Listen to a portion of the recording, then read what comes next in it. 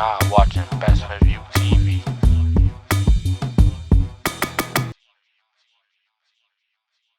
What's going on? What's going on? What do we have on Best Point TV today? What's good? It's your boy Tha1Won, never number 2. My friends call me One or Uno, so you can call me that.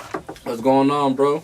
Chilling, working, same as usual. This your second interview ever, right? Yes, sir. That's you feel me?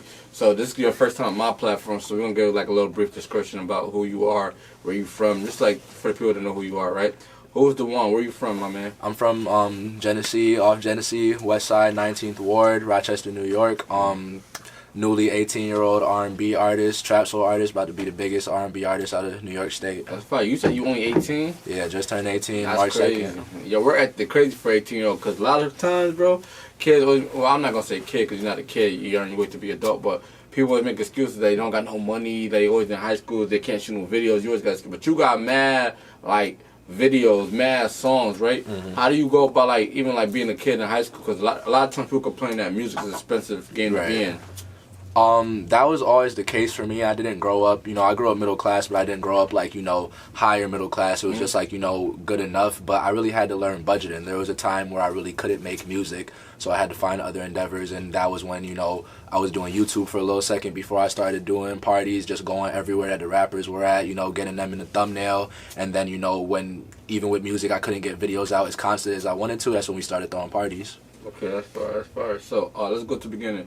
What was life like growing up from Rochester for you? What were you into? Like, did you always knew you had a passion for music?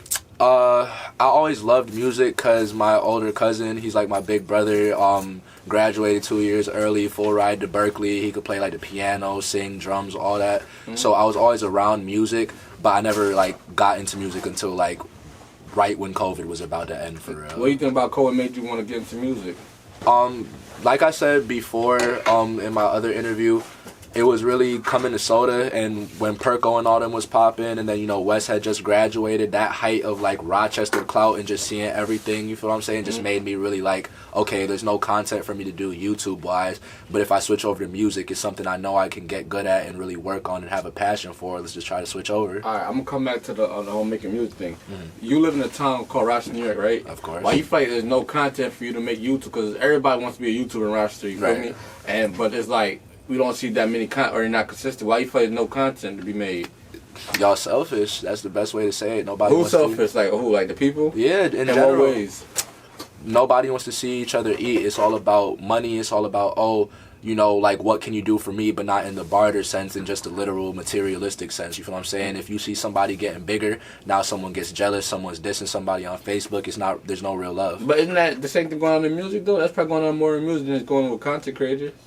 Yeah, it's this literal same thing. I mean, that's why you see me in my own lane for real. Like, I can't, it's the same thing just when it comes to the arts and business, in Rochester. So you said you went to school of the arts, right? Mm. For people who don't know, that's like a school you had to have like a certain, like, you had to go for like a certain like talent or something like that, right? Yeah, I was a drama major, so like drama major, so you were acting? How was that? I didn't learn nothing there. That's why I graduated early, because I thought they were gonna, get me the right tools to be an actor. They wanted to, they loved talking about Tay Diggs going there, but Tay Diggs never came and acted. Tay Diggs did go there. I forgot about that. What's some of the things they had you doing at school of arts? Like, what's like a life like going to like a entertaining school? Because people go to regular school and public school, so we don't know what's going on. And like a school where you got to go for a certain talent. Mm-hmm. Best way I could really say it, it's not, the arts aren't really favored there as much as you would think. We get like a double period, a day of like our class, and then you go do regular school. You feel what I'm saying? Mm-hmm. Then like if you want to do a play, optional. If you want to do dance concert, optional. If you want to sing, like singing and stuff like that, that's the only things that you really got to do. That's mandatory. But other than that, it's optional for the arts. So were you doing like, were they like, what, when it comes to, you said you were in drama, right? Yeah. So were they doing like movie sets and like in school and stuff like that? That's your visual arts majors in theater tech. They build all those. So sets. which I was just doing plays.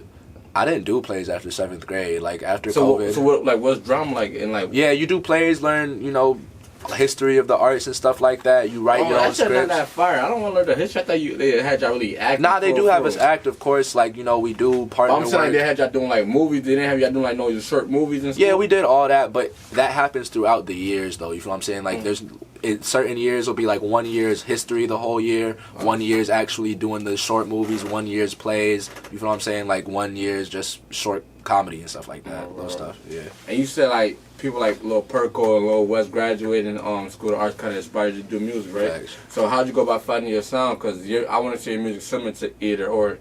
I just found my sound like a month ago. I keep just refining my sound. But what made you go the R&B route? Because especially with them, they really rappers. Yeah, I wanted to be like a real lyrical, like J. Cole, Kendrick type rapper. Like that's the music that I really started to make. But first off, I realized unless you some old head who's really listening to you, you feel what I'm saying? Right. Or even then, I'm a patient person, but I'm not rapping for 15 plus years before I pop off with lyrical rap. But so you feel like R&B is easier to take off? Well, that's what I'm about to let you know right now. With R&B, yes. I don't know, not anymore, because I feel like people are not in love no more. That's because you're not in tune. That TikTok. I'm in tune, but like, especially kids your age, bro, they don't want to hear that. They rather, like, especially females nowadays. Like, I used to think females used to like Bryson Tiller though. They rather listen to Pooh Shiesty and shit now. Go on a late night drive with a female. And but they gangsters now, bro. I hang around. I hang around females. Trust me, I know. Okay. When you in your feelings, you gonna listen to that music. They might just not tell you because they want to look gangster. You feel what I'm saying? But behind the scenes, everybody listen to a little party, summer or something. Most definitely. Well, see, I've been listening to that's your rotation right now. Most definitely. Okay. I'm not listening to no Pooh Shiesty in the smoke session. Definitely not. Where to? Word. So you started off like, you said you wanted to be like you were getting inspired by people like J. Cole and stuff like that. You see how long the journey took, right? Yeah. When did you go like, all right, let me try out this R&B? When made you go R&B? Because I want to say you were a singer, but you use more like autotune, right? If I'm not mistaken. With autotune, you feel what I'm saying? A lot of people, you know, like can I curse or no? Yeah, go ahead. A lot of people like to dick ride about that when it comes to me. But the same thing I always say is you're going to listen to somebody like Huncho. You're going to listen to some like J.I. niggas that use heavy auto-tune. You're not going to say nothing until they're famous. So for me, it was more so like you could sit back and hate, but you know what I'm saying? When I'm popping, we going to see. Right. Just recently, right, Kanye West said in an interview that he created auto-tune. Like he inspired everybody to do auto-tune. You might be a little bit younger, so you might not have seen that period. But you think he inspired everybody's sound? I'll give that to T-Pain. That's how I would say. I said I'll give that to T-Pain. I'll give that to T-Pain. Because I think 07, 05. How old are y'all? How y'all know about T-Pain? Y'all like 4 years old. Federal. You know what I'm saying? You already told your age, bro. They know my age. I mean, they dad. I don't mind. Hey, it's fine. You talk about them. My bad. Yeah. My bad. Well, I was mostly talking about you. How you know about T-Pain? Like, how far back do you go musically? Because I feel like nowadays, especially the younger kids, they don't be respecting like the old music type shit, like the timeless music. Y'all be like to hear what's in the moment now. If you go, like, there's a difference between being a rapper and a singer and being an actual artist / musician. You feel what I'm saying? For me, I call myself an artist and a musician because even if there was no music, I was still doing videography. You feel what I'm saying? I was still doing photography, still learning to make my own beats. You know, I got my own studio. I produce all my own music. So it's like, if you're an artist, you gotta know. If you don't know, you're gonna look stupid when interviews like this come along. Right. So, go back to R&B, right? You said girls still listen to R&B, but a lot of people been saying R&B is dead. How do you feel about that? Like I said, my whole For You page is literal up and coming, like very like big underground R&B artists. We had phases. We had regular underground phases, lyrical phases. You know, Detroit. Why can't R&B come back with the right, promo? Right. So how you get your algorithm like that, especially like finding the underground? Because you said that a lot of them are underground. Say that one more time. How do you get your algorithm like that, like for your Instagram? Because a lot of people be trying to find these R&B artists and stuff like that. For me, my best thing was learning what nosy Rochester teenagers are gonna dive into, and for me, that's getting the baddies on my screen because everybody think they know something. I said that in my interview with him. I just did my Hidden Gems video with Imani, you know what I'm saying? She little popping in Rochester and stuff like that. People thought they knew something. When drama happens, you feel what I'm saying? When you're in people's faces constantly with somebody that they already talk about on a day-to-day basis, whether that's my friends or me, people gonna chat. Algorithm is gonna happen. So that's how you get in these, but you was in drama and pushing the content out. Not even drama for real. I just know how to have a lit life and get it on camera. Okay. So, you graduated high school early, right? Yes, sir. That's fire. You just mentioned, but you said you ain't learned nothing, right? No. That's crazy. If we talking about arts-wise, I mean, math, science, ain't learned nothing with that. Not my best subjects. If we talking like you know, if I need to know something with math, I'll know it for real. Yeah, But, I like, don't know. Yeah, the accuracy take. you know, yeah. So, what made you want to graduate high school? Or what made you want to take that route? I imagine every day if I still would have been a senior this year, how like far back I would have been and how much I would have had to work next year. You feel what I'm saying? I would have thought of the fact that, you know, my mom really would have pushed me to go to college. I would have been out of state. I would have been in a dorm room, depressed, not been able to make my music, throw my parties, you know, make my money. I know what life I wanted. So you basically graduated early so you could just focus, like, get a full year on music. Take yeah, that. I was That's I was 17 this whole year. I didn't have to pay crazy bills, could still work full time, still drive around, but I don't got to worry about, you know, a lot of the adult things that y'all got to worry about. You just So I could just stack my bread for real. Word. So with that time, like, what were you learning? How were you going about making sure like this plan works? You feel me? You got a year. Like, basically, this is your 1 year vacation, basically, to put everything into music. What were you doing? There was a lot of, you know, missteps and mistakes that I made that I had to learn from. But it really was just stop being scared of investing, you know, and actually dive into it. And after my Halloween party that wasn't able to happen in October, it was really more so a sense, you know, I gotta get a manager now, you feel what I'm saying? Like, I can't do this on my own. You having 300 people here with a couple of your bros, you feel what I'm saying? Like, how you gonna handle that logistics-wise and everything, and hosting the parties? Right. So you're also a party promoter too, right? Yeah. How is it throwing party even though you're outside of high school? Like, you're not in high school with them to tell them, like, what's, like, you know, in high school it's like the talk of the town, whatever the case may be. You're not in class with them, so like, you spreading it through social media. Yeah, people see it, but it'll make them want to go. It's not like how are you able to promote your party without being in class? After a high schooler comes to your first party, they're gonna talk about it at your school. That's how it goes. Word is gonna spread. It's really more so for me.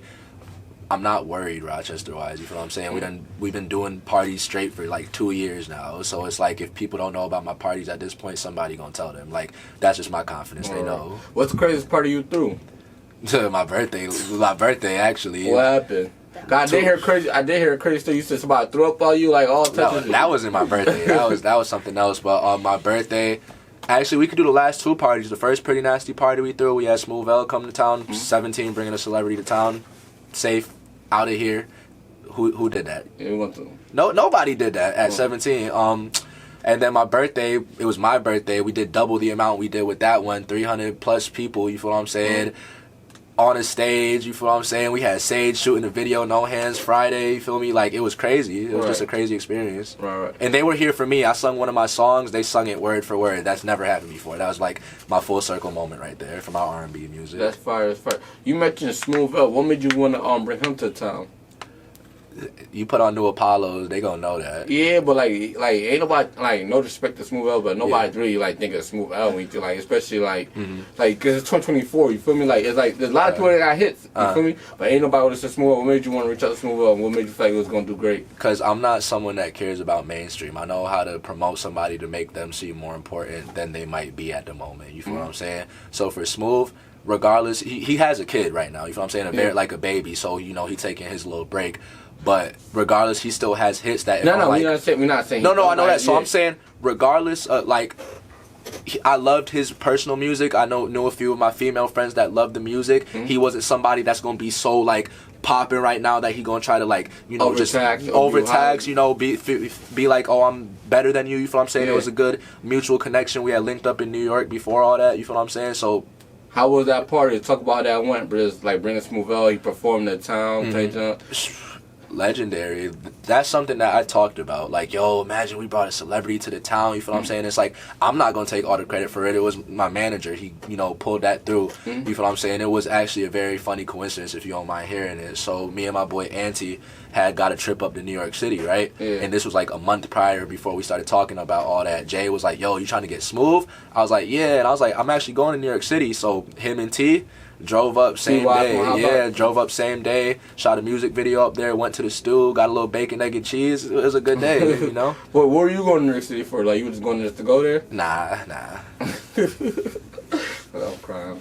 So, you were in the studio with Smooth. Did y'all get to create the song together, or like what happened? We chopped it up a little bit. We had a couple of things in the work, but you know, it's all like timing for real. So you know, we more so got a bond together. Like, he found out who I was as a person, and I showed him some stuff. You know, focused this shit basically. Yeah, it wasn't like the feature might come, but it really just was getting to know him. You know, that long-term connection better than just short-term. Yeah, of course, you know? all the time.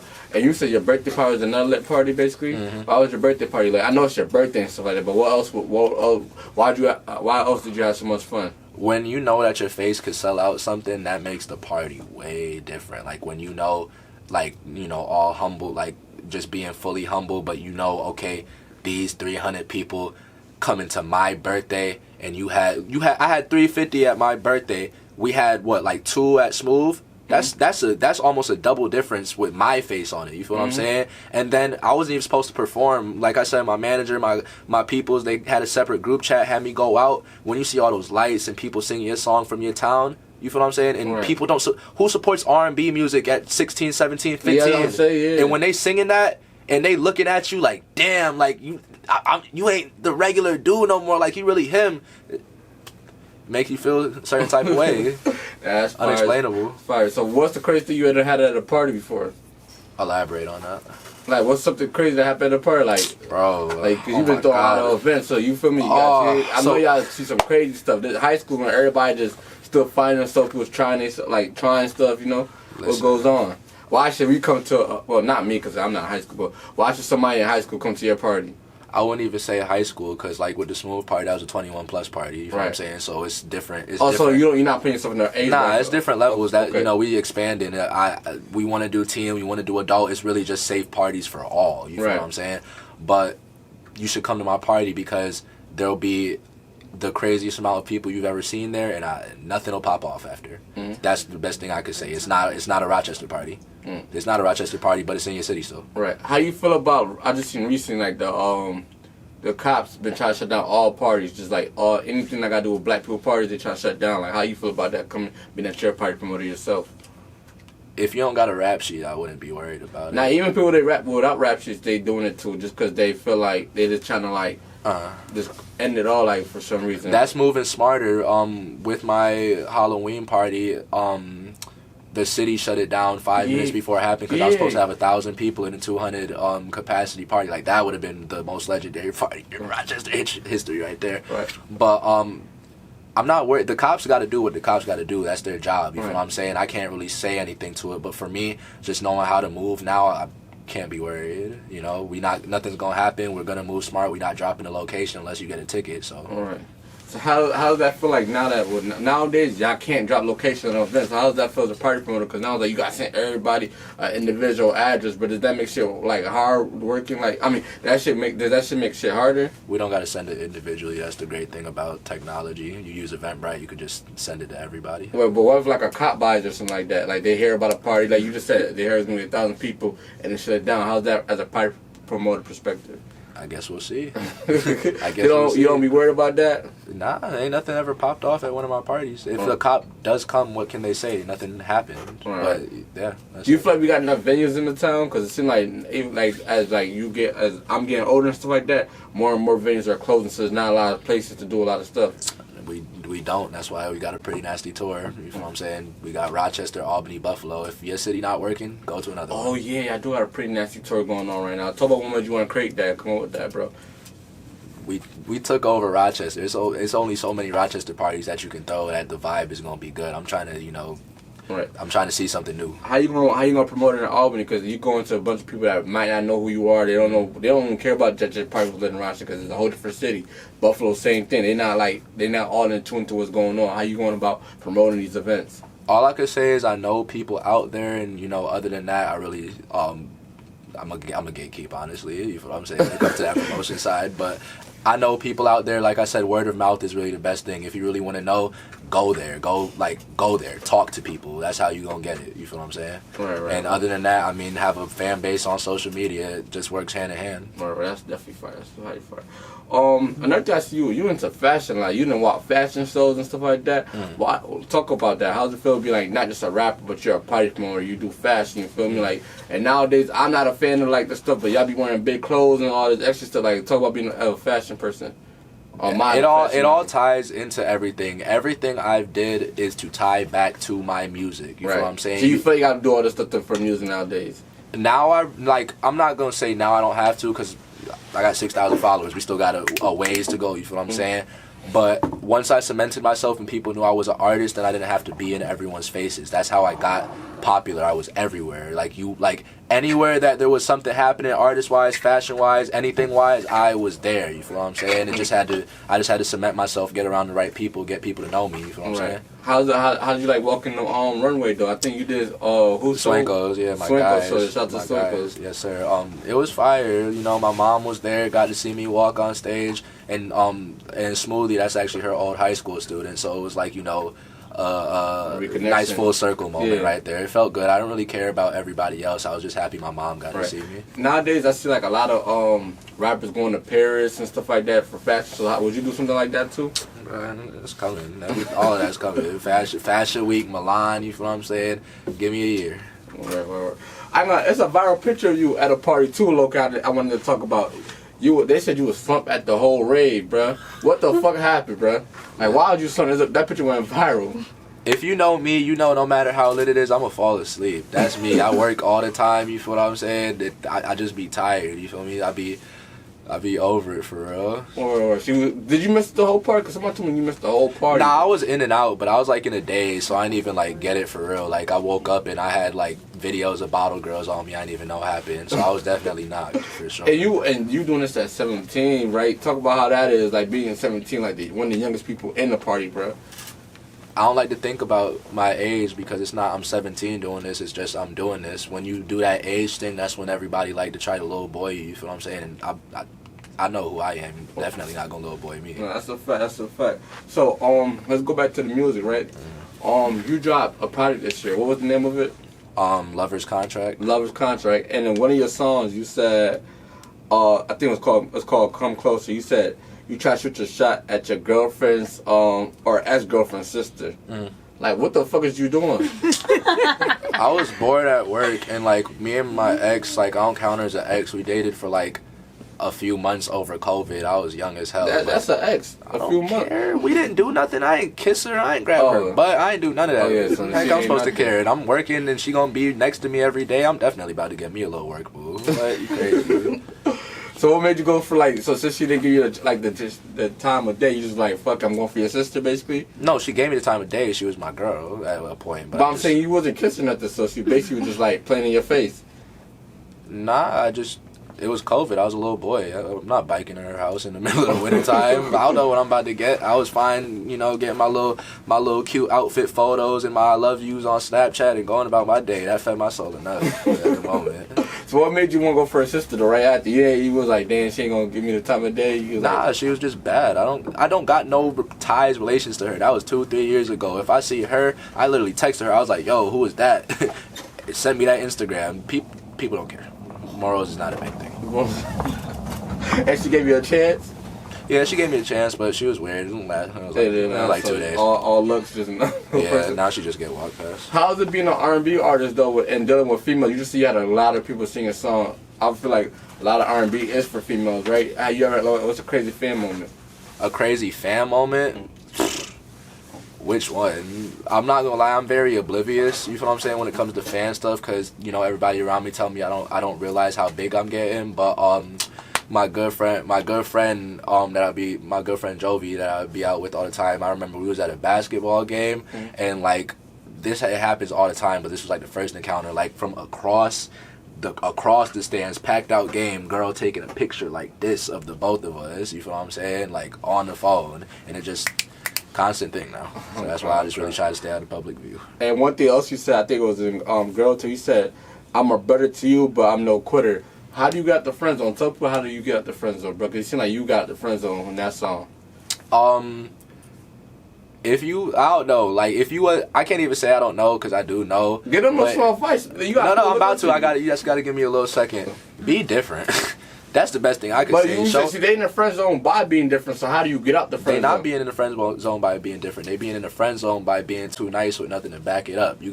It's a mean sandwich. You gotta be able to stand on business, give her flowers, stand on more business. You feel what I'm saying? Right. You just can't treat yourself any less just to make her feel good. You feel what I'm saying? But we coming towards that interview. What are you working on for the rest of the year? Like any projects? Yeah, working on an EP right now. My song Miss Marie's coming out soon, and we have the EP coming out with that, which actually might be called Miss Marie. And then we got this tour going on. It's really just I'm gonna blow up this year. Yeah, That's the goal right there. Can we get like a project from you and Anton? Cause I see that's somebody you like collaborating with a lot. Not till we famous. Not till y'all famous. Nah, I don't really think it adds anything right now. We don't got like two separate fan bases that need to come together yet. So we good doing what we do. Well, let them know y'all social medias and stuff. Y'all can see our social medias too. You can go first. Delix_Nay. THA1 ISO Snatcher 84. CM.Sky SKIE. Man, and tell them tell them like, comment, subscribe, and shout out Best Point of View TV. Like, comment, subscribe, and shout out Best Point of View TV. We out. Thanks, y'all. Check it. Trials and tribulations, I'm just trying to live my life, hoping I make the right decisions, cause I wanna live it right. I remember nights, no sleep, feeling weaker than 7 days.